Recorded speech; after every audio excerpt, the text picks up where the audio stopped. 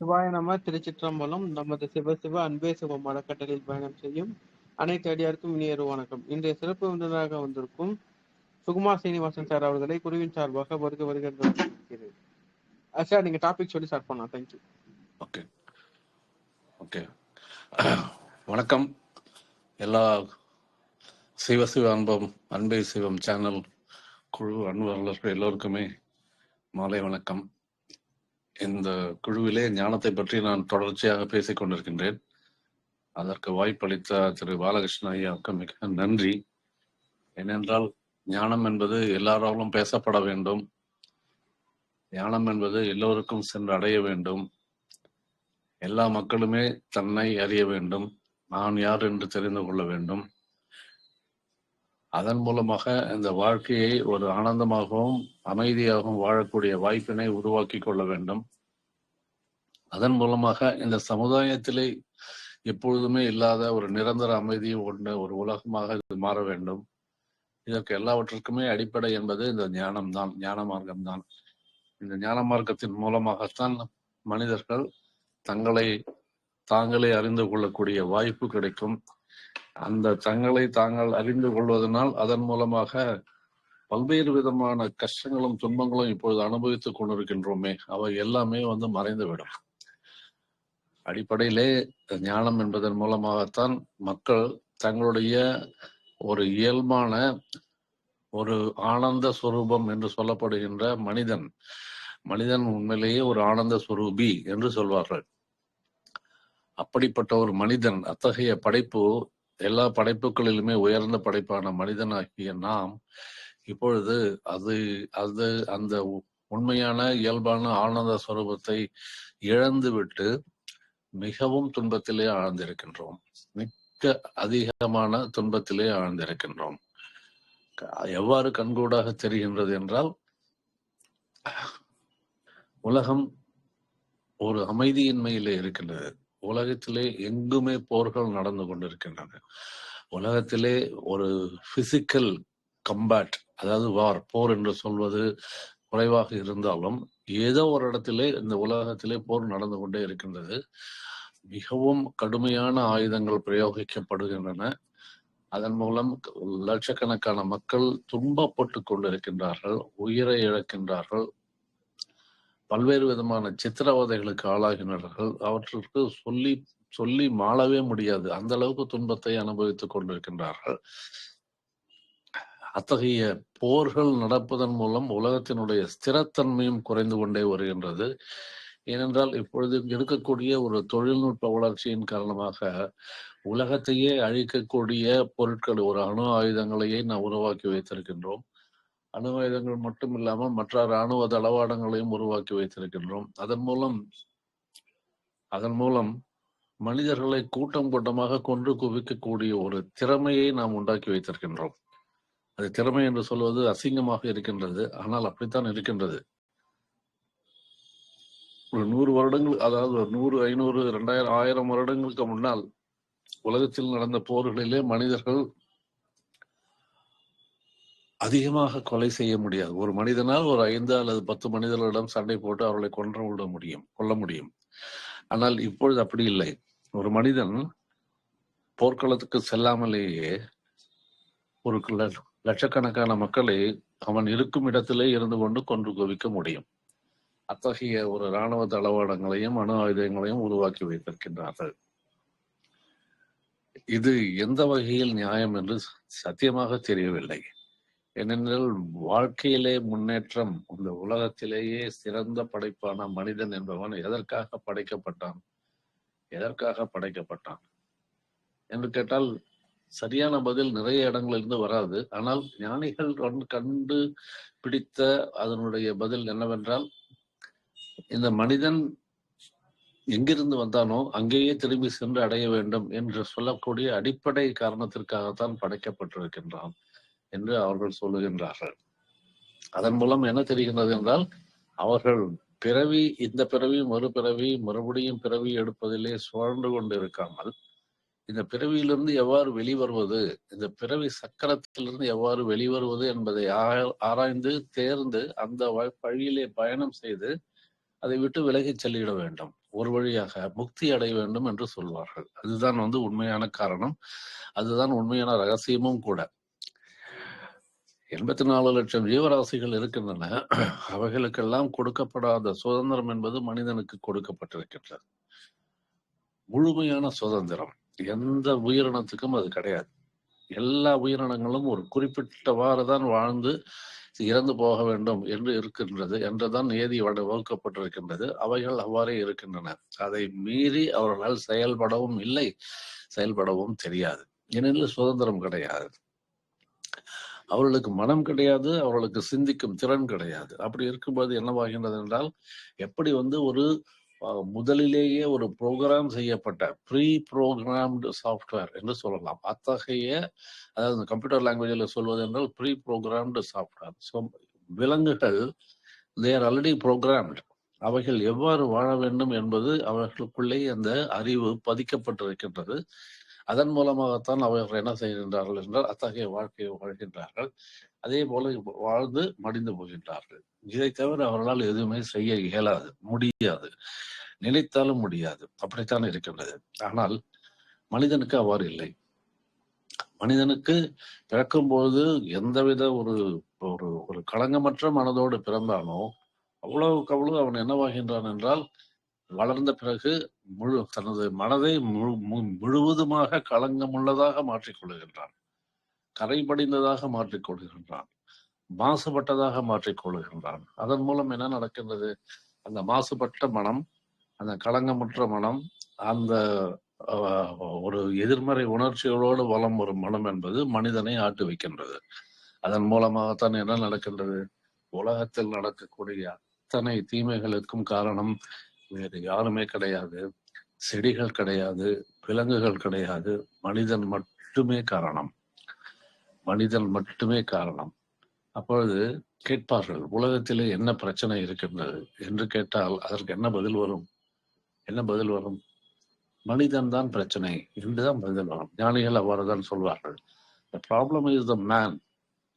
There is nobody else. அவன் மட்டுமே மனிதன். ஒரு பிரச்சனை. ஏன் அவ்வாறு நிகழ வேண்டும்?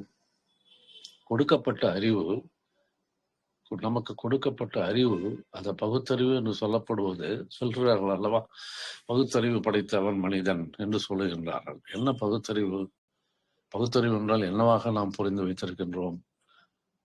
6வது அறிவு என்று சொல்கின்றோமே, அது அந்த அறிவு என்னவாக பகுத்து வைக்கப்பட்டிருக்கின்றது என்றால், நல்லது எது கெட்டது என்று பிரித்து பார்க்கக்கூடிய திறமை மனிதனுக்கு மட்டும்தான் உண்டு. அதுதான் பகுத்தறிவு. அதன்படி அவன் வாழ்கின்றான் என்று சொல்லுகின்றார்கள். இது எவ்வளவு பெரிய ஒரு என்ன சொல்லலாம், ஒரு சரியான பதில் இல்லை என்று சொல்லலாமா? ஏனெனில் வழக்கத்திலே பகுத்தறிவு என்பதற்கு இதுதான் அர்த்தம் என்று உலகமே நம்பிக்கொண்டிருக்கின்றது. ஆனால் அது உண்மையிலே அந்த அர்த்தம் ஆகாதே. ஏன் ஆகாது? பகுத்தறிவு என்பது நல்லது எது கெட்டது என்று பிரித்து பார்ப்பது உண்மையிலே சரியான அறிவு தானே. மற்ற உயிரினங்களுக்கு அத்தகைய பகுத்தறிவு கிடையாது. அப்படி இருக்கும்போது ஏன் அவ்வாறு சொல்கின்றீர்கள் பகுத்தறிவினுடைய அர்த்தம் இது கிடையாது என்று? என்றால் உண்மையிலேயே சொல்ல போனால் பகுத்தறிவு என்பது வேறு. பகுத்தறிவு என்பது ஞானம் பெறுவதுதான். பகுத்தறிவு என்பது ஞானம் பெறுவதுதான் பகுத்தறிவு. எப்படி என்று பார்த்தோமானால் நமக்கு கொடுக்கப்பட்ட 5 அறிவுகளும் அவை சுயமாகவே செயல்படுகின்றன. இந்த ஞான இந்திரியங்கள் என்று சொல்லப்படுகின்ற கண், காது, மூக்கு, வாய், தொடு, உணர்ச்சி, இவை எல்லாமே, இந்த 5 ஞான இந்திரியங்களும் சுயமாக செயல்படுகின்றன. அவை செயல்படுவதற்கு உண்டான அறிவை இறைவன் கொடுத்திருக்கின்றான். அத்தகைய அறிவை வைத்துக்கொண்டு அவை தன்னுடைய வேலையை எந்தவித இது இல்லாமல், ஒரு தவறு இல்லாமல், பிழை இல்லாமல் செய்து கொண்டிருக்கின்றன. அப்படித்தான் ஒரு கண் பார்க்க வேண்டும் என்றால் பார்த்து கொண்டு எதையும் பார்க்கும். அதற்கு முன்னால், கண்ணுக்கு முன்னால் எந்த பொருளை வைத்தாலும் அது பார்க்கும், அவ்வளவுதான். அதை பார்க்குமே ஒழிய அது அவ்வாறே அந்த பார்த்து அந்த உருவத்தை, பிம்பத்தை உள்ளுக்கு அணைத்து விடுமே ஒழிய அதை தவிர வேறு எதுவுமே செய்யாது. அப்படி இருக்கும்பொழுது அது என்ன செய்கின்றது? தான் பார்த்த பொருளை பற்றி அது எந்த விதமான ஒரு தீர்ப்பு அளிப்பதில்லை. நல்லது கெட்டது எதை எல்லாவற்றையும் பார்க்கும். இதுதான் கண். அத்தகைய பார்க்கும் திறனை பெற்ற கண்ணுக்கு நாம் ஏதாவது குறுக்கீடு செய்ய முடியுமா? நீ இதை பார்க்காதே, இதை பார் என்று சொல்ல முடியுமா? முடியாது. அது நடக்கும், தானாக நடக்கும். அப்பொழுது ஏன் அவை ஞான இந்திரியங்கள் என்று பெயர் பெற்றன என்றால், அந்த 5 இந்திரியங்களும் அவை என்ன செய்ய வேண்டுமோ அத்தகைய அறிவை பயன்படுத்தி அவை அதை செய்து கொண்டே இருக்கின்றன. பிறந்ததிலிருந்து இறக்கும் வரை செய்து கொண்டே இருக்கின்றன. அப்பொழுது அதை கட்டுப்படுத்துவது இறைவனால் கொடுக்கப்பட்ட அறிவுதான் அதை கட்டுப்படுத்துகின்றது. நம்மால் குறுக்கிடவே முடியாது. நாம் எதுவும் நம்முடைய பங்களிப்பை தரவே முடியாது. நமது கட்டுப்பாட்டுக்குள் வராது, அவ்வளவுதான். அப்பொழுது என்ன புலப்படுகின்றது அது என்றால், ஞான இந்திரியங்கள் எவ்வாறு சுயமாக இயங்குகின்றனவோ அதை போலத்தான் இந்த 5 அறிவும் செயல்படுகின்றன. அப்பொழுது நமக்கு கொடுக்கப்பட்ட 6வது அறிவு என்பதும் எவ்வாறு செயல்பட வேண்டும் என்றால், சுயமாகத்தான் செயல்பட வேண்டும். அதிலே நாம் தலையிடக்கூடாது, நாம் தலையிடவே முடியாது. அது தானாக செயல்பட வேண்டும். அப்படி இருந்தால்தான் அது இறைவனால் கொடுக்கப்பட்ட பகுத்தறிவு என்று சொல்லலாம், 6வது அறிவு என்று சொல்லலாம். ஆனால் அப்படி இல்லையே. அந்த நாம் என்ன பண்ணுகின்றோம்? நமக்கு எது நல்லது எது கெட்டது என்று பிரித்து பார்க்கக்கூடிய திறமை இருக்கின்றது, செய்கின்றோம். ஆனால் அதை பிரித்து பார்த்துவிட்டு நாம் பெருவாரியாக கெட்டதைத்தானே செய்து கொண்டிருக்கின்றோம். எல்லோருமே அதைத்தானே செய்து கொண்டிருக்கின்றோம். எப்பொழுதெல்லாம் வசதி வாய்ப்பு இருக்கின்றதோ அப்பொழுதெல்லாம் தீமைகள் செய்கின்றோம்.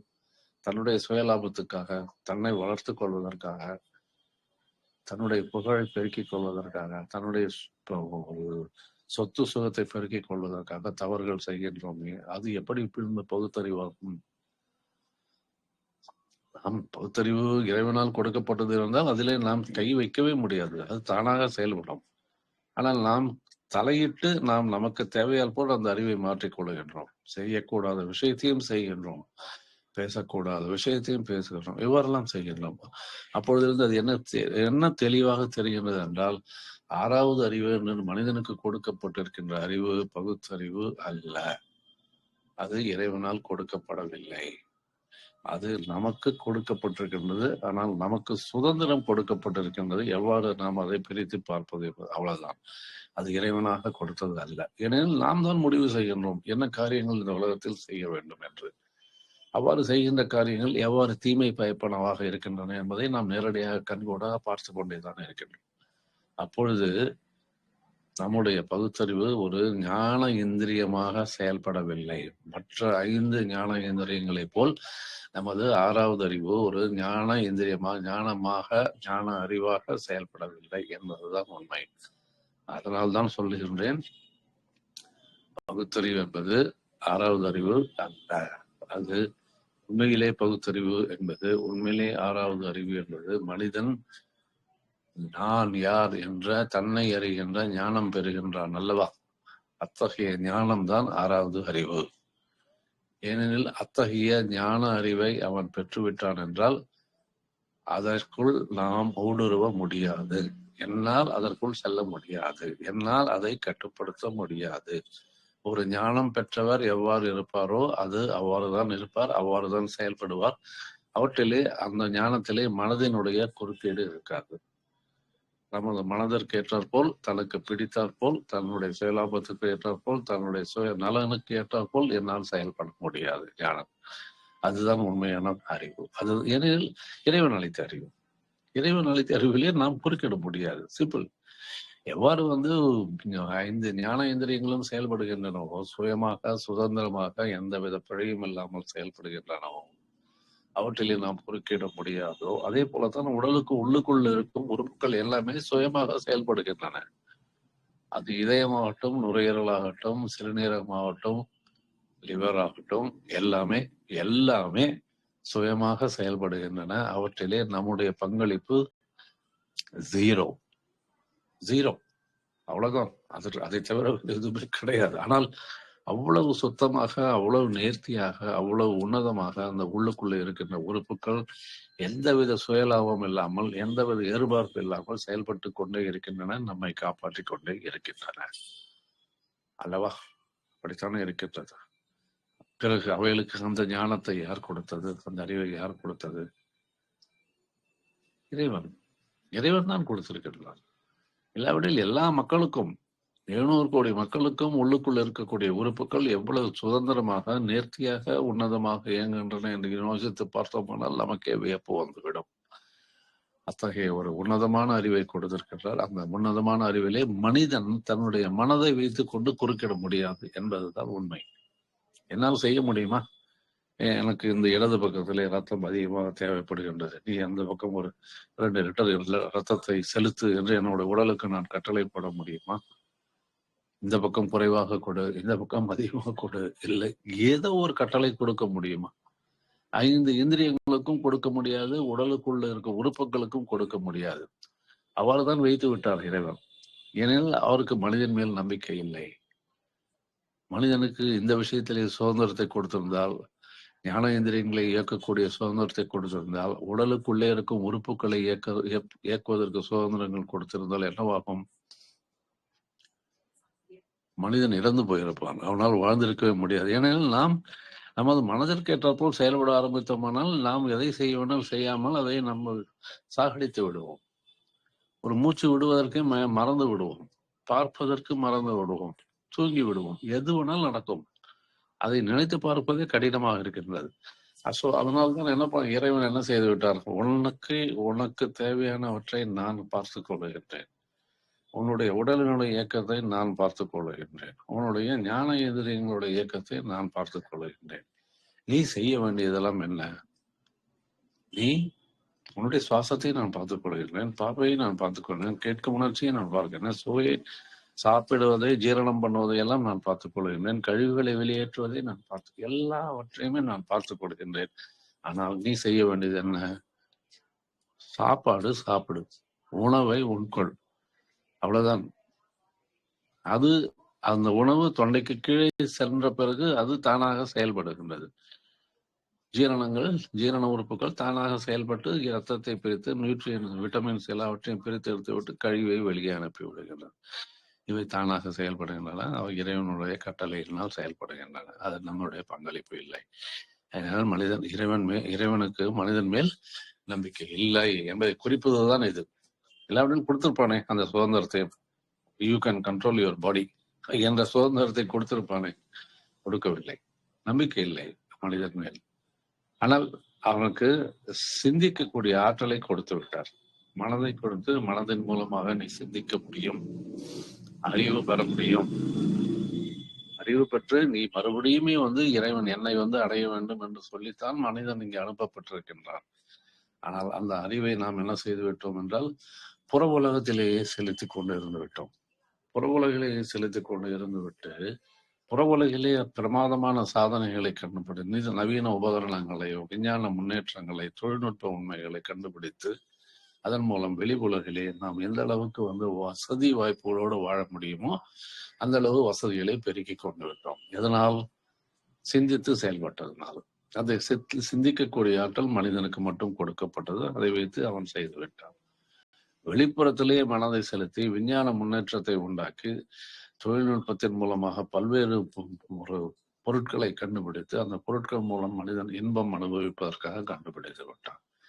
அந்த இன்பம் என்பது ஒரு சிற்றின்பம், நிரந்தரமான இன்பம் கிடையாது என்பது ஒரு வேறு விஷயம். ஆனால் அது இன்பத்தின் மூலம் அவன் வசதியும் வாழ்க்கையை மேம்படுத்தி கொண்டான், வாழ்க்கை தரத்தை மேம்படுத்தி கொண்டான். கற்கால மனிதர்கள் வாழ்ந்த முறையை விட இப்பொழுது மனிதன் ஒரு உயர்ந்த நிலையில் வாழ்ந்து கொண்டிருக்கின்றான், வாழ்க்கையை மிக சுலபமாக்கி கொண்டிருக்கின்றான். ஆனால் அதனுடைய சைடு எஃபெக்ட்ஸ் என்ன என்று கேட்டால் அது நிறைய கதைகள் இருக்கின்றன. அதற்கு நாம் இப்பொழுது செல்ல வேண்டாம். இப்பொழுது என்னவென்றால் நாம் என்ன பார்ப்பது என்றால், இவ்வாறு வாழ்கின்ற மனிதன் ஏன் இறைவனை சென்று அடைய வேண்டும் என்பதை மறந்து விட்டான். அந்த ஒரு உறுதிமொழியை கொடுத்துத்தானே இந்த உலகத்திற்கே அந்த ஆன்மா வந்தது. அந்த மனிதன் அந்த உடலை எடுத்துக்கொண்டு எதற்காக வந்தான் என்றால், நான் இந்த பிறவியிலாவது நான் திரும்பி உன்னை அடைவேன், எனக்கு இந்த பிறவியிலே பிறப்பதற்கு அனுமதி கொடு என்ற அந்த பிறவி அனுமதியை இறைவனிடம் கேட்ட பிறகுதான் அவன் இந்த உலகத்துக்கே வந்தான். அதனால்தான் கடுவெளி சித்தர் சொல்லுவார், அவர் பாடல் இருக்கின்றது, பிரமாதமான பாடல். நந்தவனத்திலே ஓராண்டி 4 மாதம் பொய்யவனை வேண்டி கொண்டு வந்தான் அடியொரு தோண்டி அதை கூத்தாடி போட்டு உடைத்தாண்டி என்று. அதாவது இந்த குயவன் என்று சொல்லப்படுவது இறைவன், பானை என்று சொல்லப்படுவது நமது உடல். ஸோ ஒரு ஆண்டி ஆண்டி என்பது ஆன்மா, அதற்கு அனாதி, அதற்கு ஒரு இடம் கிடையாது. ஒரு அனாத்மாவாக இருக்கின்றது, எந்த விதமான ஒரு இது இல்லாமல் அந்தரத்தில் இருக்கின்றது கூட என்று சொல்லலாம், திரிசங்கா. ஸோ அந்த ஆண்டி என்பது எந்த விதமான பிடிப்பு கிடையாது. ஸோ அத்தகைய ஆன்மா இறைவனை வேண்டிக் கொள்ளுகின்றது, நான் இந்த பிறவியிலே உன்னை வந்தடைகின்றேன், என்னை பிறப்பதற்கு அனுமதி கொடுத்து இந்த உலகத்துக்கு அனுப்பியவை என்று குயவனை வேண்டுகின்றது. குயவனும் இறைவனும் ஒரு பானையை, உடலை கொடுக்கின்றான். அந்த உடலோடு நாம் இங்கு வருகின்றோம். வந்த பிறகு தான் கொடுத்த வாக்குறுதியை மறந்துவிட்டு இந்த உலக இன்பத்திலே மூழ்கி பல்வேறு விதமான ஆசைகளுக்கும் இச்சைகளுக்கும் உட்பட்டு இவனுடைய வழியையே வெளிநோக்கு வழியாக வைத்துக் கொண்டு வெளியிலேயே தன்னுடைய மனதை செலுத்தி புறத்திலே அதனால்தான் புறத்திலே மனதை செலுத்தியதால் தான் நம்ம எல்லோருமே ஞானிகள் புறம்போக்குகள் என்று சொல்வார்கள். புறத்திலே தன்னுடைய மனதை செலுத்தி வெளிப்புற வாழ்க்கையிலே வசதிகளை உண்டாக்கி கொண்டானே ஒழிய தான் கொடுத்த உறுதிமொழியை மறந்து விட்டான். அதனால் கூத்தாடி போட்டு உடைத்தாண்டி அந்த உடலையே அழித்து விட்டான், பானையை போட்டு உடைத்து விட்டான். இதுதான் கல்லூரி சித்தர் பாடுகின்ற பாடனுடைய அர்த்தம். இதுதான் வாழ்க்கையினுடைய ரகசியமே. எல்லா மனிதர்களும் இவ்வாறுதான் பிறந்து இறந்து போகின்றார்கள், வாழ்க்கையை தொலைத்து விட்டார்கள். ஆனால்தான் அவர்கள் இறந்தால் அந்த வீட்டிலே என்ன சொல்வார்கள், அந்த மனிதர் தவறி விட்டார், இறந்து போகின்ற போது இறந்த மனிதனுடைய உடலை வீட்டிலே வைக்கப்பட்டிருக்கும். அப்பொழுது பக்கத்தில் யாராவது கேட்டார்கள், என்ன நடக்கின்றது என்று கேட்டார் என்றால், இன்னார் இறந்து விட்டார் என்று சொல்ல மாட்டார், இன்னார் தவறி விட்டார் என்று சொல்வார்கள் நமது கிராமங்களிலே. ஏன் என்ன தவறி விட்டார்? அந்த மனிதர் தன்னை அறிவதிலிருந்து தவறிவிட்டார் என்றுதான் அர்த்தம். தன்னை அறிவதிலிருந்து தவறிவிட்டார். இந்த தவறு விடுதல் என்பது கோடிக்கணக்கான மக்களுக்கு நடந்து கொண்டே இருக்கின்றது உலகத்தில். அதைத்தான் சிவவாக்கியரும் சொல்வார். ஓடி ஓடி உட்கலந்த ஜோதியை நாடி நாடி நாட்களும் கழிந்து போய் வாடி வாடி மாண்டு போன கோடி கோடி எண்ணில் இறந்த கோடியே. வாடி போய் விட்டார்கள், பிறந்து பிறந்து இளைத்து போய் விட்டார்கள், பிறந்து பிறந்து சலித்து போய் விட்டார்கள். அப்படியும் அவர்கள் அதே வாழ்க்கையை திருப்பியும் வாழ்ந்து கொண்டு, நம்முடைய முற்பிறவிகளை எடுத்தோமானால் நாம் என்ன வாழ்க்கை வாழ்ந்தோம் என்பது இந்த வாழ்க்கையிலே நமக்கு தெரியும். நாம் என்ன முற்பிறவிகளை என்ன காரியங்கள் செய்தோம், தினசரி என்ன காரியங்களை செய்தோம் என்றால் அதே காரியங்களை தான் இந்த பிறவியிலும் செய்து கொண்டிருக்கணும். ஏதாவது ஒரு வித்தியாசம் இருக்கின்றதா? எல்லாமே அதேதான். அப்பொழுது ஒவ்வொரு பிறவியிலும் செய்த காரியத்தையே திருப்பி திருப்பி செய்து கொண்டே இருந்தால் எவ்வாறு முன்னேறுவது? எவ்வாறு அந்த கரைக்கு செல்வது? எவ்வாறு ஆற்றிலிருந்து கரைக்கு ஏறி செல்வது? வாழ்க்கை என்ற ஆற்றிலிருந்து வெளிப்பட்டு அந்த கரையிலே எவ்வாறு ஏறி தான் செல்ல வேண்டிய முக்தி அல்லது வீடு பேறு என்ற இடத்திற்கு செல்வது? ஏனெனில் மறந்து விட்டான், என்ன செய்ய வேண்டும் என்பதை மறந்து விட்டான். அவனுக்கு சொல்லிக் கொடுப்பதற்கு தலைவர்கள் இல்லை. எவ்வாறு வாழ்க்கையை வாழ்ந்து ஆனால் அந்த காலத்துல இருந்தார்கள், அவ்வாறு தான் வாழ்ந்தார்கள். ஞானிகள் ஆயிரக்கணக்கான ஞானிகள் இருந்தார்கள். அவர்கள் கூட்டம் கூட்டமாக வாழையடி வாழையாக திருக்கூட்டத்திலே யானம் ஒருவன் என்று சொல்வார் அல்லவா வள்ளலார். அத்தகைய ஞானிகள் ஆயிரக்கணக்கிலே இந்த மக்களை மேம்படுத்தி கொண்டேதான் இருந்தார்கள். ஆனால் அவருடைய எண்ணிக்கை குறைந்து கொண்டே வந்துவிட்டது. அதனால்தான் உலகம் இன்று இருக்கின்ற மக்கள் எல்லாருமே மாக்களாக இருக்கின்றார்கள், தன்னை அறியாதவர்களாக இருக்கின்றார்கள். நான் யார் என்று தெரிந்து கொள்ளாமல் நம்முடைய மனதுக்கு முக்கியத்துவம் கொடுத்து அந்த மனதனுடைய ஆளுமைக்கு உட்பட்டு செயல்களை செய்து கொண்டிருக்கின்றார்கள். அதனால்தான் உலகத்திலே எல்லா விதமான தீமைகள் நடந்து கொண்டிருக்கின்றன. உலகமே அழிந்து போகக்கூடிய நிலையில் இருக்கின்றது. ஒரு அழிம்பினுடைய விளிம்பில் இன்றைக்கு உலகம் நின்று கொண்டிருக்கின்றது. எப்பொழுது வேண்டுமானாலும் அழிந்து போகலாம். அத்தகைய நிலையில் தான் இந்த உலகம் இருக்கின்றது. ஆனால் நாம் மேலோட்டமாக என்ன வாழ்ந்து இருக்கின்றோம்? மேலோட்டமான வாழ்க்கையை வாழ்ந்து கொண்டே நாம் வைத்திருக்கும் பொருட்கள் மூலமாக கிடைக்கும் சிற்றின்பத்தை அனுபவித்துக் கொண்டு இதுதான் உண்மையான உலகம், இதை அனுபவித்தால் போதும் என்ற ஒரு மனப்பான்மையிலே தான் வாழ்ந்து கொண்டிருக்கின்றோம். அதுதான் மிக மிக துரதிர்ஷ்டவசமானது. அதனால்தான் ஞானம், எல்லோருமே ஞானம் பெற வேண்டும். இத்தகைய ஞான கல்வி என்று சொல்லப்படுகின்ற மெய்க்கல்வி சிறு வயதிலேயே குழந்தைகளுக்கு பள்ளிக்கூடங்களிலும் கல்லூரிகளிலும் சொல்லிக் கொடுக்கப்பட வேண்டும் என்றுதான் நாம் சொல்லுகின்றோம். அவ்வாறுதான் செய்து கொண்டு இருந்தோம் பாரதத்திலே, நமது கலாச்சாரத்திலே. அதை மறுபடியும் செய்ய வேண்டும் என்பதுதான் என்னுடைய தாழ்மையான வேண்டுகோள்.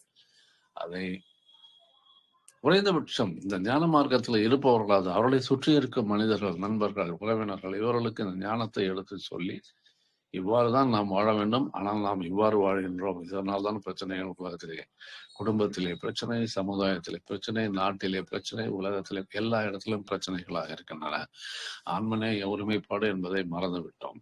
மனிதர் ஒரு ஆன்மநேயம், ஒற்றுமை, வாசுதேவ குடும்பம், யாதும் ஊரே யாவரும் கேளீர், எல்லோரும் என்னுடைய உறவினர் என்ற பல்வேறு விதமாக சொல்லப்பட்ட ஒரு நல்ல விஷயங்களை எல்லாவற்றுமே மறந்துவிட்டு நாம் சின்பத்திலே மூழ்கி நான் நன்றாக இருந்தால் போதும், எனக்கு அண்டை அயலார் யார் இருக்கின்றார்கள் என்பதை பற்றி கூட எனக்கு கவலை இல்லை, நான் வாழ்ந்தால் போதும், என்னுடைய குழந்தைகள் வாழ்ந்தால் போதும் என்றுதான் இருக்கின்றோம். இது எவ்வளவு துரதிருஷ்டவசமானது. இதனால் என்னவாகின்றது என்றால் வீட்டுக்குள்ளேயும் சரி, உலகத்திலேயும் சரி, சமுதாயத்திலேயும் சரி வன்முறைகள் வெடிக்கின்றன. அந்த வன்முறைகளின் காலமாக இறந்து போவதில் லட்சக்கணக்கான பேர். தினசரி பார்த்தோமானால் வன்முறை எல்லா இடத்திலுமே வன்முறைகள் தான் நிகழ்ந்து கொண்டிருக்கின்றன. மனிதன் அவ்வாறுவா படைக்கப்பட்டிருக்கின்றான். நான் இதை ஒரு செடிகள் உலகம் அல்லது விலங்குகள் உலகம் இரண்டிற்கும் ஒரு ஒப்பிட்டு பார்த்தோம் என்றால் மிகவும் ஆச்சரியமாக இருக்கும். ஒரு அறிவிலிருந்து 5 அறிவு படைத்த அந்த விலங்குகள் அவை மிகவும் அமைதியாகவும் ஆனந்தமாகவும் வாழ்ந்து கொண்டிருக்கின்றன. அத்தகைய விலங்குகள் சில எக்ஸப்ஷன்ஸை விட்டு விடலாம், ஏனால் அது படைப்பிலே இருக்கின்றது. அது தவிர ஒரு 99% சொல்லலாம் விலங்குகள் உலகத்திலே அவைகளுக்குள்ளே ஒரு அமைதியாகத்தான் வாழ்ந்து கொண்டிருக்கின்றன. மாடுகள் கூட்டம் கூட்டமாக இருக்கின்றன, அங்கே சண்டையே இல்லை. ஆடுகள் கூட்டம் கூட்டமாக சண்டையே இல்லை. எல்லாமே தான். எல்லா விலங்குகளும், பறவைகள், புலிகள், கொக்கு, மீன்கள் எல்லாமே தான் இருக்கின்றன. ஆனால் சண்டையே இல்லையே.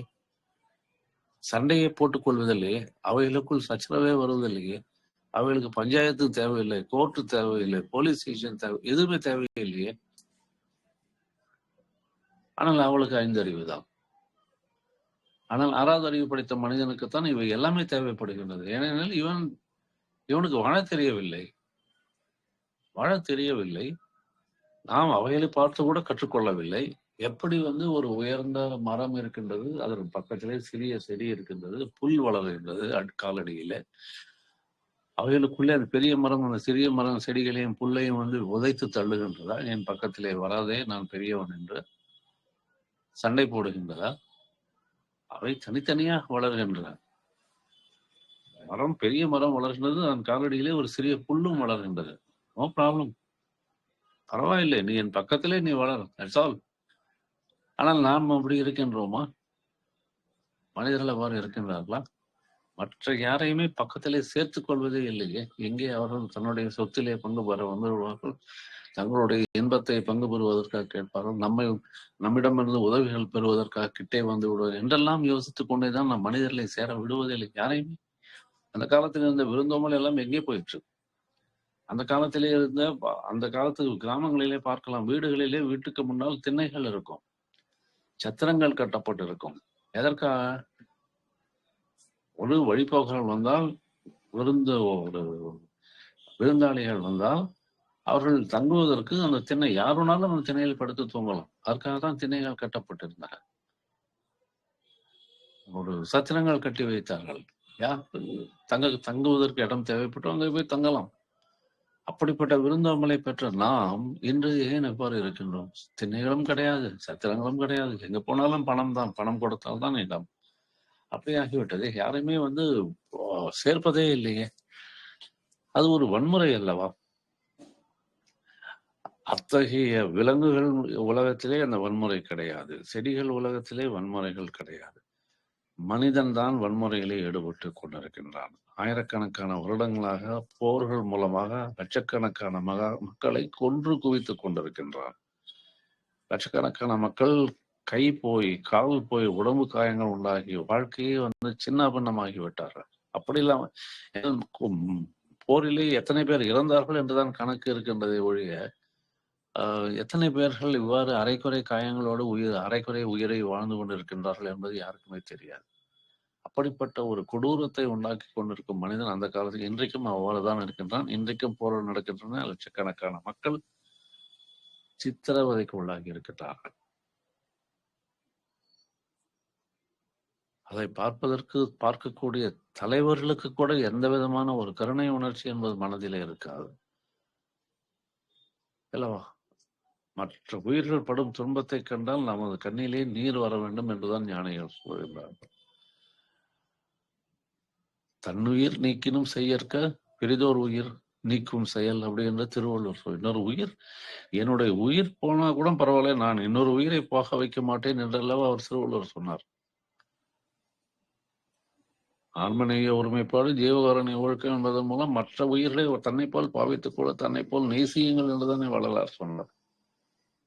வன்முறைக்கு நேர் எதிராக அவர்கள் கொண்டு வந்தார்கள். வள்ளலாரை போல ஒரு சிறந்த ஞானி உலகத்தில் கிடையாது. ஒரு சிறந்த வாழ்க்கை வாழ்வதற்காக எத்தகைய ஒரு பாடலை பாடி மக்களை நல்வழிப்படுத்த வேண்டும், குறிப்பாக எவ்வாறு அதை நடைமுறைப்படுத்த வேண்டும் என்று கொண்டு வந்தார் வள்ளலார் ஒருவாறு. இன்றைக்கும் அவர் ஆரம்பித்து வைத்திருந்த அன்னதான சாலை என்பது இன்றைக்கும் அந்த அடுப்பு எரிந்து கொண்டிருக்கின்றது. லட்சக்கணக்கான மக்கள் உணவு உட்கொள்கின்றார்கள் இலவசமாக. யாரும் பசி என்று இருக்கவே கூடாது. பசி தனியொரு மனிதனுக்கு உணவில்லை என்றால் ஜெகத்தினை அழித்து விடுவோம் என்று பாரதி வீராவேசமாக பாடினார். அவரே வறுமையில் வாடினார். பாவம், அந்த பெரிய புலவன் வறுமையில் வாடினான் என்பதுதான் கொடுமை. ஆனால் அந்த வறுமை அவனை அஃபெக்ட் பண்ணவில்லை. என்ன பாடினான்? ஜெகத்தினையே அழித்து விடுவேன் என்று பாடினான். ஆனால் வல்லார் ஜெகத்தினை அழிக்கவில்லை.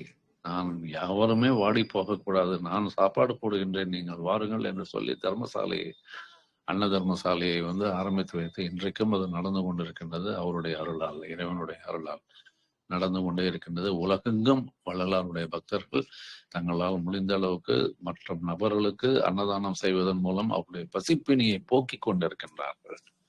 பசி என்பது ஒரு கடுமையான ஒரு பிணி, கடுமையான ஒரு நோய். அத்தகைய நோயை தீர்ப்பதற்கு மருந்து உணவு மட்டும்தான். மனிதன் உலகத்தில் இருக்கக்கூடிய எல்லா மனிதர்களுக்கும் இருக்கக்கூடிய ஒரே பெரிய நோய் எதுவென்றால் பசிதான். அந்த பசிக்கு மட்டும் இறைவன் விலக்கு அளித்து விட்டான். நீ சாப்பிட வேண்டும், அதை நீ பார்த்துக்கொள், அதை நான் செய்ய மாட்டேன். உன்னுடைய சுவாசத்தை நான் பார்த்துக் கொள்கின்றேன். உன்னுடைய 5 இந்திரியங்களும் 5 புலன்களும் வேலை செய்ய வேண்டியதை நான் பார்த்துக் கொள்கின்றேன். உன்னுடைய ஜீரணத்தையும் பார்த்துக் கொள்கிறேன். உன்னுடைய கழிவுகளை வெளியேற்றுவதை நான் பார்த்துக்கொள்ள. ஆனால் நீ உணவு உண்ண வேண்டும், அதை மட்டும் நீ பார்த்துக்கொள். உணவை உட்கொண்டு உடம்பை வளர்க்க வேண்டும். அப்படி பார்த்தால் உனக்கு உடம்பு தானாக வளரும்.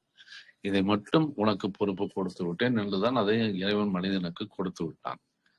நாம் அதைத்தான் செய்ய வேண்டும். ஆனால் அந்த உணவு கிடைப்பது என்பது இப்பொழுது ஒரு பிரச்சனைக்குரிய விஷயமாகிவிட்டது. என்றால் மக்கள் தனக்குத்தான் எல்லாம் தேவை என்று சொத்து சேர்த்து வைத்துக் கொள்கின்றார்கள். மற்றவர்களுக்கு கிடைக்கின்றதா இல்லையா என்பதை பற்றி பார்ப்பதில்லை. அதனால் கோடிக்கணக்கான மக்கள் இன்றும் பசியிலே துடித்துக் கொண்டிருக்கின்றார்கள். கோடிக்கணக்கான மக்கள் இன்றும் ஒரு நாளைக்கு உணவு கிடைப்பதே மிகவும் அரிதாக இருக்கின்றப்போ அந்த மாதிரி நிலையிலே வாழ்ந்து கொண்டிருக்கின்றார்கள். கோடிக்கணக்கான மக்கள் ஒரு நாளைக்கு ஒரு தடவை தான் உணவு உண்கின்றார்கள். அதே சமயத்திலே வளர்ந்துவிட்ட நாடுகள், வளர்கின்ற நாடுகளிலே கோடிக்கணக்கான டன் கணக்கிலே சாப்பிடுகின்ற உணவு மீந்து போய் வேஸ்டாக போகின்றது, குப்பையிலே கொட்டப்படுகின்றன. இத்தகைய வாழ்க்கை தான் நாம் வாழ்ந்து கொண்டிருக்கின்றோம். உலகம் அவ்வாறுதான் வாழ்ந்து கொண்டிருக்கின்றது. இது வன்முறை அல்லவா? ஒரு மனிதனை அடிப்பதோ அல்லது குத்துவதோ வன்முறைதான். அதுதான் வன்முறைகளே 3 வன்முறைகள் என்று நாம் சொன்னோம். ஏன் முதல் வன்முறை உடல் சார்ந்த வன்முறை. ஒரு மனிதனை குத்துவது, வெட்டுவது, காயப்படுத்துவது, கொலை செய்வது எல்லாமே உடல் சார்ந்த வன்முறை. இத்தகைய வன்முறை எல்லா இடத்துலையும் அது நாடுகளுக்குள்ளே நடக்கக்கூடிய போராகட்டும் அல்லது தனி மனிதர்களுக்குள்ளே உண்டாக்கக்கூடிய சண்டை சச்சரவாகட்டும், எப்பொழுது மற்ற மனிதனை நீ குத்தி கொலை செய்கின்றாயோ அல்லது காயப்படுத்துகின்றாயோ அது வன்முறை. போர்கள், அரசர்கள் வன்முறையில் தான் ஈடுபட வைத்தார்கள் மக்களை.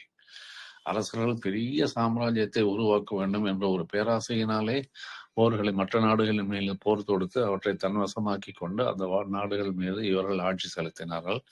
அத்தகைய போர்களிலே ஆயிரக்கணக்கான பேர் இறந்து போனார்கள். காயம்பட்டு குற்றுயிரும் கொலையுறும் எல்லா விதமான வன்முறைகள் நடைபெற்றன. இதுதான் முதல் வன்முறை, பிசிக்கல் வயலன்ஸ். இதற்கு யார் அதிகாரம் கொடுத்தது? இந்த பிசிக்கல் வயலன்ஸ் என்று சொல்லப்படுகின்றோமே, மற்ற உயிர்களை தன்னுடைய இனத்தையே அழிக்கக்கூடிய ஒரே ஒரு ஜீவராசி மனிதன் மட்டும்தான். மற்ற ஜீவராசிகள் எதுவுமே தன்னுடைய சொந்த இனத்தை அழிப்பதே கிடையாது.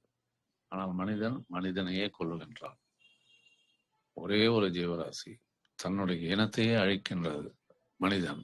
நாம் பெருமைப்பட வேண்டிய விஷயமாவது இத்தகைய வன்முறையின் மூலம்தான் மக்களுக்கு இத்தகைய கஷ்டங்களை உண்டாக்கி கொடுத்திருக்கின்றது. அதை இப்பொழுதாவது திருந்துவோமா? ஆயிரக்கணக்கான வருடங்கள் முன்னாலே மனிதன் எவ்வாறு வாழ்ந்தான், இப்பொழுது எவ்வாறு வாழ்கிறான் என்று பார்த்தோமானால், அப்பொழுது ஒரு கற்கால மனிதனை போல் எத்தகைய தொழில்நுட்பம், வாய்ப்பு, வசதி இல்லாமல் வாழ்ந்தான். இப்பொழுது ஒரு கற்பனைக்கு எட்டாத அளவுக்கு பொருட்களையும் எல்லாவற்றையும் கண்டுபிடித்து வசதிகளோடு வாழ்ந்து கொண்டிருக்கின்றான். முன்னேற்றம், வெளி உலகிலே முன்னேற்றம் அடைந்து விட்டான். உண்மைதான், இல்லை என்று சொல்லவில்லை. ஆனால் உள்ளே அடைந்தானா? அந்த உள்ளே அவன் அடைந்திருந்தால் இன்று அத்தகைய வன்முறைகளில் அவன் ஈடுபடுவானா? தன்னுடைய உயிரை போலத்தான் மற்றவர்களுடைய உயிர் என்ற ஒரு ஆன்மீக ஒருமைப்பாடு இருக்கும்போது அவன் எவ்வாறு அந்த வன்முறையிலே ஈடுபட முடியும்? முடியாதல்லவா? ஆனால் ஈடுபட்டு கொண்டிருக்கின்றான். இன்றைக்கும் மற்றவர்கள் மீது ஒரு வன்முறையை உண்டாக்கி அதன் மூலம் அவர்களை லாபம் சம்பாதிக்க பார்க்கின்றான். தனக்கு லாபத்தை சம்பாதிக்க கொள்கின்றான். ஏன் அவ்வாறு நடக்கின்றது? அப்பொழுது என்ன வாங்கின்றது?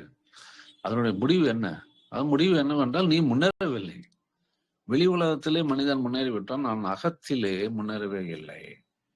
அகத்திலே முன்னேறதால் தான் அவன் இன்றைக்கும் அதே போல ஒரு விலங்கு கூட என்று சொல்ல முடியாது, விலங்கு போல் வாழ்கின்றான் என்று கூட சொல்ல முடியாது. ஏனென்றால் விலங்குகள் நம்மை விட அமைதியாக வாழ்கின்றன. நான் மனிதன் விலங்கு போல் வாழ்கின்றான் என்று சொல்வேன்? அது அதிகம் அல்லவா? அதனால் விலங்கோடு நான் ஒப்பிடத்திற்கு தயாராக இல்லை. அவைகள் நன்றாகவே இருக்கின்றன.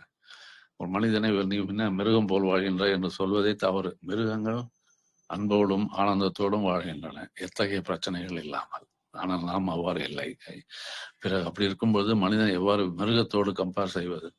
தவறான அணுகுமுறை. எனவே அந்த வன்முறையின் மூலமாக மனிதனுடைய வாழ்க்கை வெளிப்புறத்திலே வளர்ச்சி, ஆனால் உள்ளுக்குள்ளே வளர்ச்சியே இல்லை. ஜீரோ. அப்பொழுது என்ன வன்முறை இருந்ததோ 1000 வருடங்களுக்கு முன்னால் அதேதான் என்றும் இருக்கின்றது. அப்பொழுது என்ன கோபப்பட்டானோ அதேதான் என்றும் கோபப்படுகிறான். அப்பொழுது எப்படி பயந்தானோ என்றும் பயப்படுகிறான். அப்பொழுது எவ்வாறு தந்திரமாக இருந்தான் என்றும் தந்திரமாக இருக்கிறான். அப்பொழுது எப்படி நயவஞ்சகம் செய்தான் என்றும் நயவஞ்சகம் செய்கின்றான். அன்று எவ்வாறு பொறாமையுடன் இருந்தான் என்றும் பொறாமையுடன் இருக்கின்றான். அன்று எவ்வாறு மற்றவர்களை ஏமாற்றான் என்றும் மற்றவர்களை ஏமாற்றுகின்றார். There is no change. There is no change in the psyche of the human beings. மாற்றமே இல்லை. இதை பற்றி நாம் யாருமே அதை பற்றி யோசிப்பதே கிடையாது. அது தலைவர்களாகட்டும், அறிஞர்களாகட்டும், மக்களாகட்டும், யாருமே அதை பற்றி யோசிப்பதே கிடையாது. ஞானிகள் யோசித்தார்கள். அவர்கள் தான் ஃபிங்கர் பாயிண்டிங் செய்த, டே நீ தவறு செய்கின்றாய், இது தவறு, இத்தகைய வாழ்க்கை வாழ்வதற்காக நீ படைக்கப்படவில்லை, நீ படைக்கப்பட்டதற்கு வேறு ஒரு காரணம் இருக்கின்றது, அதை பின்பற்று என்றுதான் ஞானிகள் சுட்டிக்காட்டிக் கொண்டே இருந்தார்கள். அது திருவள்ளுவர் ஆகட்டும், திருமூலர் ஆகட்டும், சிவவாக்கியர் ஆகட்டும், நாயன்மார்கள் ஆகட்டும், ஆழ்வார்கள் ஆகட்டும், எல்லோருமே, வள்ளுவர், திருமூலர், இப்பொழுது கடந்த நூற்றாண்டிலே வாழ்ந்த வள்ளலார் போல, ரமணர்கள் போல, ஜெய கிருஷ்ணமூர்த்தி போல எல்லா ஞானிகளுமே சுட்டிக்காட்டிக் கொண்டே இருந்தார்கள், நீ வாழ்கின்ற வாழ்க்கை சரி கிடையாது. ஆனால் நாம் எத்தனை பேர் அவற்றை பின்பற்ற ஆரம்பித்தோம்? எத்தனை பேர் அவர்கள் சொன்னதை புரிந்து கொண்டோம்? வன்முறையை விலக்கிவிடு என்றுதான் ஜெய கிருஷ்ணமூர்த்தி சொல்ல அவர் மிகவும் அழுத்தமாக சொன்ன விஷயம் என்பது அன்புதான். அன்பு, அந்த அன்பு என்பது காணப்படாமல் இருக்கின்றது உலகத்தில் மக்களிடையே. அதைத்தான் லவ் இஸ் காட் என்று சொன்னார். அந்த லவ் இஸ் காட் என்ற இதற்கு ஏன் அவ்வாறு ஒரு முக்கியத்துவம் கொடுக்காமல் மனிதன் வாழ்கின்றான் என்பதற்காகத்தான் எவ்வாறு இது நடக்கின்றது என்பதை ஒரு பல்வேறு பல்நோக்கில் அதை ஆராய்ந்து அதற்கு காரணமே உன்னுடைய மனது.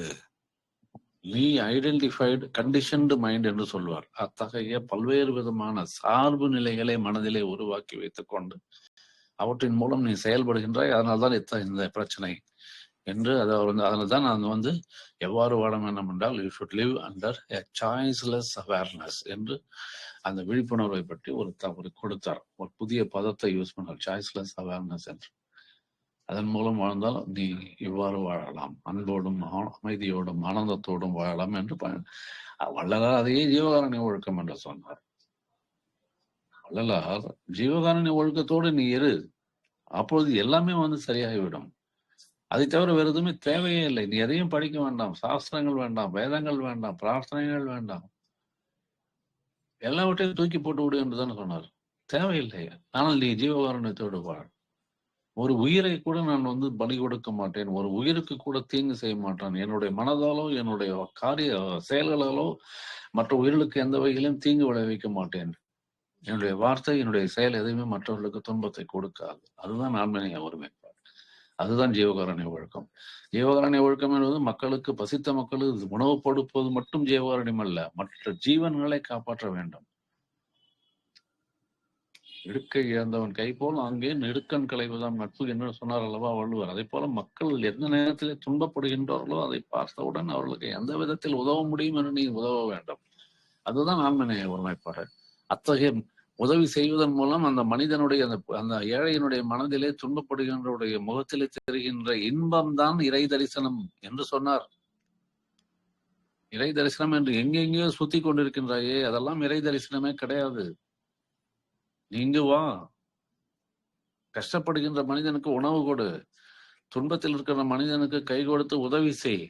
அப்பொழுது அதன் மூலம் அவனுக்கு கிடைக்கின்ற ஒரு இன்பம் அவனுடைய முகத்திலே மகிழ்ச்சியாக வெளிப்படும். அதுதான் இறைவனுடைய தரிசனம் என்று சொன்னார் வள்ளலார். இதை விட என்ன சொல்ல வேண்டும்? இவ்வளவு சுலபமாக என்ன சொல்ல வேண்டும்? எதையுமே படிக்க வேண்டாம், எந்த மந்திரத்தையும் ஓத வேண்டாம், எந்த வேதங்கள் வேண்டாம், சாஸ்திரங்கள் வேண்டாம், குருமார்கள் வேண்டாம், யாருமே வேண்டாம். உனக்குள் இருக்கின்ற அந்த இறை ஜோதி, அந்த அருள் ஜோதி உன்னை வழி நடத்தும். அதற்கு நீ ஒரு வாய்ப்பு கொடு. எவ்வாறு? ஜீவகாருண்யத்தோடு வாழ். ஜீவகாருண்யத்தோடு வாழ்ந்தால் உனக்கு தானாகவே உன்னை வழி நடத்தும் என்றெல்லாம் சொல்லியிருக்கின்றார்கள். எல்லா ஞானிகளும் சொல்லியிருக்கின்றார்கள். அத்தகைய வன்முறையிலே முதல் வன்முறையான பிசிக்கல் வயலன்ஸ் என்று சொல்ல, உடலை காயப்படுத்துகின்ற வன்முறை தான் வன்முறை என்று நாம் நினைத்துக் கொண்டிருக்கின்றோம். அது ஒரு வன்முறை தான். ஆனால் அதை தவிர வேறு இரு வன்முறைகள் இருக்கின்றன. இரண்டாவது வன்முறை எதுவென்றால் மனதை காயப்படுத்துவது. முதல் வன்முறை என்பது உடலை காயப்படுத்துவது, இரண்டாவது வன்முறை என்பது மனதை காயப்படுத்துவது. மனதை காயப்படுத்தினால் அந்த மனம் எவ்வாறு வலிக்கும் என்று எல்லோருக்குமே தெரியும். நான் ஒருவனை திட்டிவிட்டேன் என்று வைத்துக் கொள்ளுங்கள், அவன் எவ்வளவு கஷ்டப்படுவான், பணம் எந்த அளவுக்கு புண்பட்டு இருக்கும். அந்த புண்பட்ட மனது அவ்வளவு சீக்கிரம் ஆறாது. அது காலங்காலமா வருஷக்கணக்கிலே அந்த புண் ஆறாத ஒரு வடுவாகத்தான் இருக்கும். ஆறாத புண்ணாக இருக்கும், வடுவாக இருக்காது, புண்ணாக இருக்கும். வெறும் வார்த்தைகள் தான் நான் சொன்னேன். அங்கே ஒரு பிசிக்கல் வயலன்ஸை நான் அடிக்கிறேன், குத்துகின்றேன், காயப்படுத்துகின்றேன், கொலை செய்கின்றேன், உடம்பு காயப்பட்டு போகின்றது, அது வன்முறை. ஆனால் இங்கே அது எதுவும் கிடையாது. வெறும் வார்த்தைகள் மூலமா மற்றவர்களை ஏளனமாக பேசினாலோ, திட்டினாலோ, அசிங்கப்படுத்தினாலோ, வார்த்தைகள் மூலமாக, அப்போது அவனுடைய மனம் புண்பட்டு போகின்றது. அந்த புண் என்பது அவ்வளவு சீக்கிரம் ஆறாத புண்ணாக இருக்கும். இது ஒரு வன்முறை, சைக்கலாஜிக்கல் வயலன்ஸ் என்று சொல்லலாம். மனதால் வார்த்தைகளாக வெளிப்பட்டு அவருடைய மனதை புண்படுத்துவது, அல்லது என்னுடைய செயலால் அவருடைய மனதை புண்படுத்துவது. வார்த்தையாலோ செயலாலோ புண்படுத்தக்கூடாது. அப்படி புண்படுத்தினால் அது ஒரு வன்முறை. இரண்டாவது வன்முறை, நம்பர் 2 என்று நான் சொல்வேன். ஆனால் இது நிறைய நடந்து கொண்டிருக்கின்றது. குடும்பங்களிலே நடக்கின்றது, நண்பர்களிடையே நடக்கின்றது, சமுதாயத்திலே எல்லாருடையும் நடக்கின்றது. வார்த்தைகள் வன்முறை, வாயால் வன்முறை, அது உபகரணங்களால் வன்முறை. இது வாயாலே வன்முறை அல்லது செயலாலே வன்முறை. நான் செய்கின்ற செயல் மற்றவர்களுக்கு தீங்கு விளைவிக்கின்றது என்று தெரிந்தாலும் அதை செய்வேன். அந்த தீங்கு மூலம் அவர்களுடைய மனது புண்படும். இரண்டாவது வன்முறை. இதை செய்யக்கூடாது. இதை செய்யாமல் இருந்தீர்கள் என்றால் நீங்கள் அமைதியாகவும் ஆனந்தமாக வாழலாம். அதே சமயத்தில் மற்றவர்களும் உங்களோடு ஆனந்தமாக வாழ்வாங்க. அத்தகைய ஒரு பாசிட்டிவ் ரிலேஷன்ஷிப் உருவாகும். இத்தகைய வன்முறையில் ஈடுபடும். என்ன நடந்தாலும் சரி, எது நடந்தாலும் சரி, அதை ஏற்றுக்கொள்ளக்கூடிய மனப்பான்மை இருந்தால் நீங்கள் மற்றவர்களை திட்டமாட்டீர்கள், குறை சொல்ல மாட்டீர்கள். மற்றவர்களுக்கு தீர்ப்பளிக்க மாட்டீர்கள். அது நீங்கள் ஏற்றுக்கொள்கின்றீர்கள். அக்செப்ட். எது நடந்ததோ அதை நான் ஏற்றுக்கொள்கின்றேன் என்று நான் அந்த மனப்பான்மையிலே நீங்கள் வாழ்ந்தீர்கள் என்றால் மற்றவர்கள் செய்யும் தவறுகள் உங்கள் கண்களுக்கு தவறாக தெரியாது. மற்றவர்கள் செய்யும் காரியங்களுக்கு உங்களுக்கு குறையாக தெரியாது. ஏனால் நீங்கள் நடந்தது நல்லதுக்காக நடந்தது என்ற ஒரு மனப்பான்மையிலே அதை ஏற்றுக்கொள்வீர்கள். அது எதுவாக வேணாலும் இருக்கட்டும். Acceptance is a basic ingredient for attaining liberation என்று சொல்வார்கள். ஸோ அப்பொழுது என்னவாகின்றது என்றால் அந்த மனம் புண்படக்கூடிய காரியத்தை செய்யாமல், மனம் புண்படக்கூடிய ஒரு வார்த்தைகளை பேசாமல் நாம் இருந்தோம் என்றால் அந்த வன்முறையில் நாம் ஈடுபடவில்லை என்று அர்த்தம். ஆனால் அப்படி செய்தீர்கள் என்றால் நீங்கள் வன்முறையில் ஈடுபடுகின்றீர்கள். Psychological violence. The first violence is physical violence. The second violence is a psychological violence. மூன்றாவது வன்முறை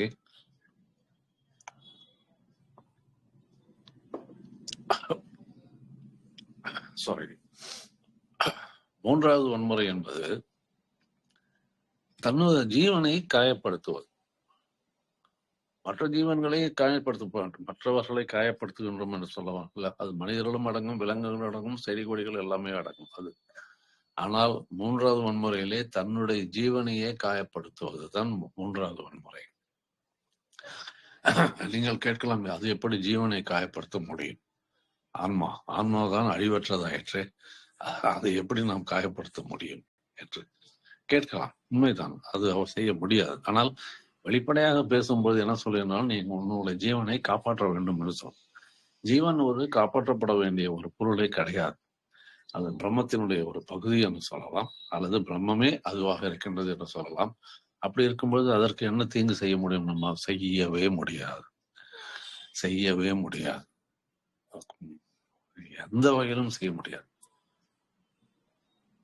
அப்படி இருக்கும்போது அதை ஏன் காப்பாற்ற வேண்டும் என சொல்கின்றோம் என்றால் காப்பாற்ற வேண்டிய அவசியமும் கிடையாது.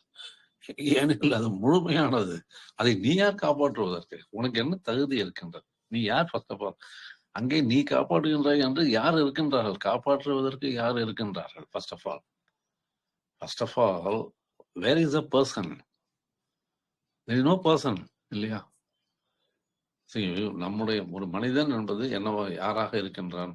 ஒரு மனிதனுக்கு மனம் இருக்கின்றது, உடல் இருக்கின்றது, ஆன்மா இருக்கின்றது. மூன்று தானே? இந்த மூன்றும் சேர்ந்தது தானே அந்த மனிதன். அந்த மனிதனுக்கு இந்த மூன்றும் சேர்ந்த அந்த உருவத்துக்கு ஒரு பெயர் கொடுத்து விடுகின்றோம், அடையாளத்துக்காக. அவ்வளவுதானே? அந்த பெயரை எடுத்து விடுங்கள், இந்த மூன்று மட்டும்தான் இருக்கும்: மனம், உடல், ஆன்மா. இப்பொழுது இந்த உடல் என்பது நமக்கு சொந்தம் இல்லை என்பது நமக்கு பை திஸ் டைம் நமக்கு எல்லாருக்குமே தெரியும். ஞான மார்க்கத்தில் இருக்கிறது தெரியும். ஏன்னா அந்த உடல் நான் சொல்லுகின்றபடி கேட்பதில்லை, அது சுயமாக இயங்குகின்றது. அதற்கு என்னால் எந்தவித கட்டுப்பாடும் விதிக்க முடியாது என்று தெரியும். அதனால் எனது உடல் என்று நான் நினைத்துக் கொண்டிருக்கின்ற உடல் எனக்கு சொந்தம் அல்ல. அதே போல் மனம் என்பது என்னுடைய கட்டுப்பாடில் இல்லை, அதுவும் தெரியும். காரணங்களும் முதலிலே பேசிவிட்டோம். ஸோ அப்போ அந்த மனமும் எனதல்ல. நான் என்னுடைய மனம் அல்ல, நான் எனது உடல் அல்ல, நான் எனது ஆன்மாவும். ஏன்னா ஆன்மா சுயமாக இருக்கின்றது. அது எவ்வாறு செயல்படுகின்றது என்பது நமக்கு அது மேல எந்த விதமான கண்ட்ரோல் கிடையாது. அப்போ இந்த மூன்றுமே என்னுடையது கிடையாது என்று சொல்லப்படுகின்ற பொழுது அங்கே யார் இருக்கின்றது நான் எனது என்று சொல்வதற்கு?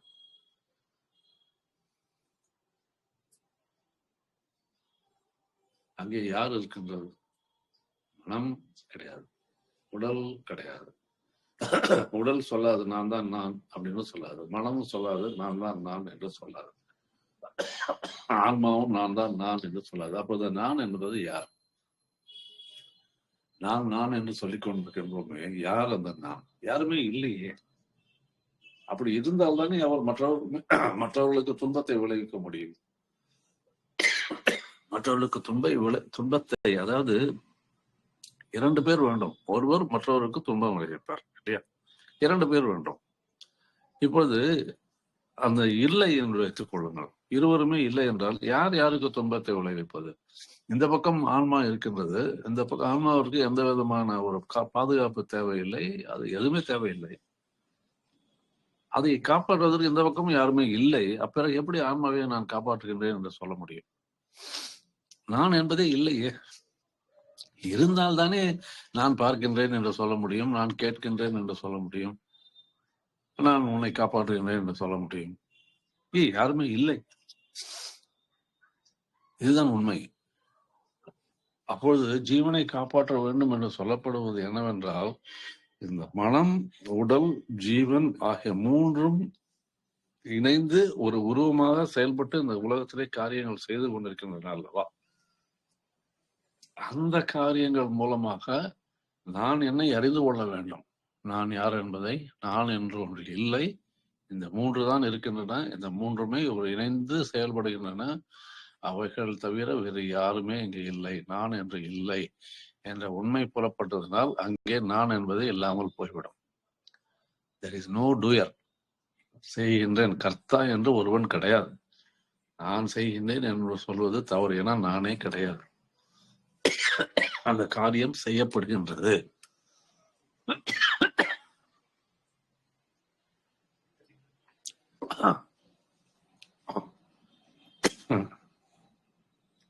அந்த காரியம் செய்யப்பட வைக்கின்றது என்றுதான். அப்போ மூன்றாவது வன்முறை என்று சொல்லப்படுவது மக்கள் அறியாமையில் இருக்கும் பொழுது, தன்னை பற்றிய ஒரு ஞானம் என்பதோ அறிவு என்பதோ தன்னை அறியும் அறிவு இல்லாத பட்சத்தில் என்ன நடக்கிறது என்றால், இவர்கள் தான் எல்லா காரியங்களையும் செய்து கொண்டிருக்கின்றார்கள் என்ற ஒரு மேலோட்டமான பார்வையிலே வாழ்ந்து கொண்டிருக்கிற மக்களுக்கு நாம் என்ன சொல்லுகிறோம், நீ உன்னுடைய ஜீவனை காப்பாற்ற வேண்டும், ஜீவனை காப்பாற்ற வேண்டும். அதுதான் ஜீவகாருண்யம். மற்ற உயிர்களுக்கு நீ காப்பாற்றுவது மட்டுமால் உன்னுடைய ஜீவனை ஏன்னா அந்த ஜீவன் அறியாமை என்ற போர்வையிலே மூடி கிடக்கின்றது, அறியாமையில் மூழ்கி கிடக்கின்றது. அதனால் அந்த ஜீவன் வெளிப்படுவதற்கு எந்த வாய்ப்புமே இல்லை. அவ்வாறு இருக்கும் பட்சத்தில் நீங்கள் ஜீவகாருண்யத்தோடு அந்த ஜீவன் வெளிப்படுவதற்குண்டான காரியத்தை செய்ய வேண்டும். என்னவென்றால், அறியாமை என்ற போர்வையை நாம் அகற்ற வேண்டும். எவ்வாறு அகற்றுவது? ஞானம் பெறுவதன் மூலம், நான் யார் என்ற படிப்பு மெய்கல்வி கற்றுக்கொள்வதன் மூலம் இந்த அறியாமை என்ற இருட்டிலிருந்து வெளியில வரலாம். அப்பொழுது இந்த ஜீவனும் வெளிப்படும். ஜீவன் வெளிப்பட்டு அதனுடைய முழுமையான ஆற்றலோடும் சக்தியோடும் செயல்படும். அதுதான் நம்மை வழி நடத்தும். அதுதான் ஜீவகாருண்யம். அப்பொழுது நான் ஜீவனை காப்பாற்றி விட்டேன், ஜீவகாருண்யத்தோடு அந்த வன்முறை இல்லாமல் நான் காப்பாற்றி விட்டேன் என்று சொல்லலாம். அப்போ ஆக 3 வன்முறைகள் என்ன என்றால், ஒன்று பிசிக்கல் வயலன்ஸ், இரண்டாவது சைக்கலாஜிக்கல் வயலன்ஸ், மூன்றாவது எனக்குள் இருக்கக்கூடிய அந்த ஜீவனை காப்பாற்றுவது. அது அறியாமை என்ற இருளில் மூழ்கி கிடப்பது என்பது ஒரு வன்முறையே என்று சொல்லலாம், இல்லையா? அதனுடைய ஒரிஜினல் குவாலிட்டி என்னவென்று தெரிய முடியாத அளவுக்கு அது மேல் போர்வையை பூத்தி வைத்திருக்கின்றோம் அல்லவா? அதுவே ஒரு வன்முறை தானே. அதை போர்வையை நானே அகற்ற வேண்டும். மற்றவர்களால் செய்ய முடியாது, நானே தான் செய்ய வேண்டும். யாராலையும் செய்ய முடியாது. அவர்கள் ஒன்றா சொல்லிக் கொடுக்கலாம் எவ்வாறு அதை அகற்றுவது என்று. ஆனால் அந்த அறியாமை என்ற ஒரு திரையை விளக்க வேண்டியது என்னுடைய கடமை. நான் தான் செய்ய முடியும். அப்படி செய்யாமல் இருந்தால் நான் என்னுடைய ஜீவனையை வன்முறைக்கு உள்ளாக்கி விட்டேன் என்று அர்த்தம். அதுதான் 3வது வன்முறை. இதைத்தான் நாம் செய்ய வேண்டும். இந்த 3க்கான வன்முறைகளுக்கான அர்த்தத்தை சொல்லிவிட்டேன். இதை பற்றி நன்றாக தெரிந்து கொள்ளுங்கள். வாழ்க்கையிலே வன்முறை இல்லாமல் வாழ்வதற்கு உங்களை தயார்படுத்திக் கொள்ளுங்கள். நன்றி, வணக்கம். நல்லா இருந்தது. டவுட் கேட்கலாம். மாசிலாமணி சார், ரங்குகுமார்.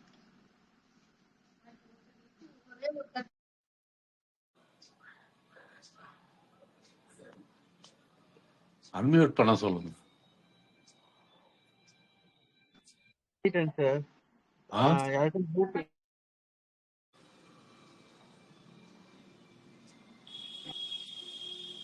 சார் டவுட் இல்லைன்னு நினைக்கிறேன். ஆக்சுவலா நல்லா இருந்தது. மாசிலாமணி சார், ரங்கா குமார்னு இருக்கீங்க. நந்தகுமாரா? Thank you so much sir. Rangakumar. ஆமா, ரங்கா குமார்னு இருக்கு. ரங்ககுமார் ஜி போட்டுட்டாங்க. ஓகே, சரி சரி. Thank you so much sir. நல்லா இருந்தது. நல்லா இருந்துங்களா? வெரி குட், ரொம்ப நன்றி. போடுவோம். வீடியோ எப்படி வருதுன்னு பார்க்கலாம் நாளைக்கு. ரெடி பண்ணி அனுப்புங்க. ரொம்ப நன்றி. தேங்க்யூ.